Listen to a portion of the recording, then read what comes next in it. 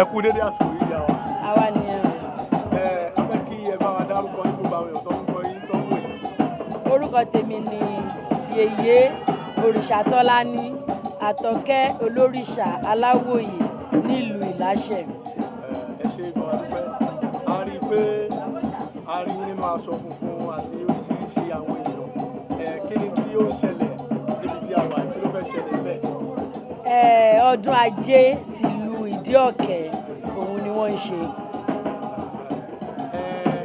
Ǹjẹ́ ẹ lè sọ fún wa báwo ni ọ̀rọ̀ ajé báwo ló ṣe jẹ́ kí ló tó ń pè ní ajé?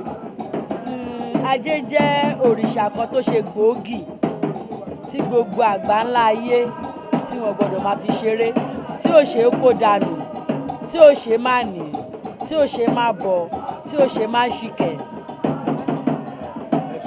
Tí ẹ máa fẹ́ bọ ajé báwo ni wọ́n ṣe ń bọ àgbà àwọn ọmọ ọlọ́pàá bọ̀? Àwọn kan tó fi ń bọ ajé ó pọ̀. Wọ́n máa ń fi ẹran àgùntàn, wọ́n máa fi ń bọ ajé. Wọ́n ń fi ẹran ẹlẹ́dẹ̀, wọ́n fi ń bọ ajé. Bẹ́ẹ̀ ni ajé ń jẹ ẹyẹ ẹtù, bẹ́ẹ̀ lajé ń jẹ ẹyẹlé, ọ̀gẹ̀dẹ̀ ọ̀mìnì, oyin, ẹyin, àwọn nǹkan tájé ń jẹ nìyẹn. A gbọ́ wípé ajé yìí ó pé méjì, wọ́n á ní kan ajé yìí ìkan bóyá ti téèyàn ní fún ẹ̀ afẹ́kọ̀ọ́ àyànnà ẹ̀. Ṣé rí ajé òpin? Àwọn ajé kan wà tó ẹgbẹ́ àbáláyé ni wọ́n. Àwọn náà máa ń rí fásì ajé bí àti ìlú bóyá nǹkan yẹn wọ́n dé bá ni wọn ò mọ bó ṣe débẹ̀ àná ó dẹ̀ ti indicate ajé, so wọ́n lè pè ní ajé ìlú. So ìgbà tí ó bá sí pé ẹnìkan ló lè tọ́ka sí pé nǹkan yé mi ni mo fi síbẹ̀, so máa di nǹkan àjọ ni. So tó máa ní eléyìí bí àti lágbájá ajé àdáni nìyẹn. Ó máa ń dàbí kó sọ pé owó kan owó federal, owó kan owó state, owó kan owó local government, bọ́rọ̀ ajé náà ṣe wà nìyẹn. So àwọn ajé kan wà tó jẹ́ pé àbáláyé ni wọ́n, kò sẹ́ni tó lè sọ pé báyìí náà ṣe ṣẹ̀ wá. Then àwọn kan dẹ̀ wà tó jẹ́ pé personally a ṣe fúnra wa tá à ń ṣìkẹ́ fúnra wa pé kájé má lè ṣì lọ nílé wa o. So báwọn ajé yẹn ṣe wà nìyẹn. Bá a wúre ajé fún àwọn èèyàn lórí pápá dé ajé lọ. Mo ṣe ní ìwúre fún gbogbo ojú tó ń wò mí wípé àníwájé tì ajé àfilé wa á fi ṣe bùgbé, àfọ̀dẹ̀dẹ̀ wa á fi ṣọ̀rọ̀.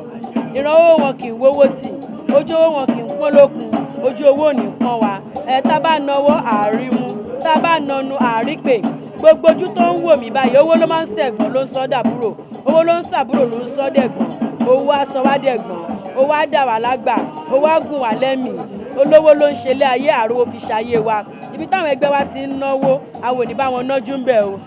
Ọba wa Ifálóhùn Saheed ọba ìlú IDI-OKE tán wá ń fájé níjẹ, tán ń fájé nímu, tán ṣìkà ajẹ́ lé níbà àwọn náà ní wówó tì. Wọn ò ní wájé tì. Ajé wá dodò àgbọ̀n gbẹ á dì sílé wọn. Ajé àdáyá bá wọn gbé, ajé àdọmọ á bá wọn gbé. Gbogbo wa pátápátá orí kankan tó péjú tó pèsè síbi lé ní àràjé náà. Àní wájé tì. Ajé ò ní ṣí lọ lẹ́ẹ̀dẹ̀ wá báyìí, á sì wá ṣẹ́bù ànímọ́ ajé àdálájé báyìí. Gbogbo ohun tájé ń jẹ òun la mú wá fájé o. Àwa arajé náà àrígbàtà kọrin kése àní dààmú ojú ò ní fún wa. Ajé wa ni wá o.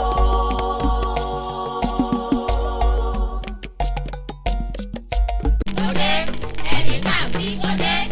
Báyé bá ń polúkúrú musu tóun gbogbo bá sú ni, tẹ̀dá lùlùlù tóun gbogbo kọ̀ tí ò dùn, tẹ̀dá gbìyànjú títí tóun gbogbo di kọ̀ bí èbó fẹnu ọkọ̀ sọlẹ̀. Kágbẹ̀mí ààrẹ ní kọ́ ni ọ̀nà àbáyọ, torí kákárí bọnú ọ̀tánràn ohun tí bá ń ṣe ni. Àfi kásátọ ni tẹ́lẹ̀dùmarè bá ń gbà fún. Yèyé Àtọ́kẹ́ Olórìṣà Aláwòyè lọ́bẹ̀ Elédùà ti gbé kalẹ̀ láti máa tú okùn táyé bá fi dé ni. Ẹni tí ń wá ọmọ tí ò rí bí, iṣẹ́ tí ò lọ déédé, ìgbéyàwó tó forí sánpọ́n, ẹni tí ń mú àmúbọ̀ ọkọ àti táyà, àmúbọ̀ iṣẹ́ àti ìjákulẹ̀ ní gbogbo ọ̀nà, ẹni tí ń là àlákàlà, ẹni tí ẹgbẹ́ ọ̀run ń dà láàmú, wá fìdí ẹgbẹ́ rẹ̀ lélẹ̀ lọ́dọ̀ Àtọ́kẹ́ Olórìṣà Aláwòyè. Ọkọ ọ̀run ló ń yọ ẹ́ lẹ́nu, ayọ̀ ọ̀run ló ń dà ọ́ láàmú, tàbí àìsàn kan ló ń dà ọ́ láàmú lágọ̀ọ́ ara. Kàn sí Yèyé Àtọ́kẹ́ Olórìṣà Aláwòyè kí wọ́n fi àṣẹ òrìṣà t'Olódùmarè gbélé wọn lọ́wọ́ pàṣẹ ìdẹ̀rùn sáyé rẹ̀. Boko ọ̀bá jìnnà ilá kì í kó. Kàn sí Yèyé Àtọ́kẹ́ Aláwòyè ní Aláwòyè Royal Temple orí òkè Mosebọ́látán ní ìlú Ìláṣẹ Ìdí Ìrókò nípínlẹ̀ Ògùn. Ẹ lè pè wọ́n sórí nọ́mbà yìí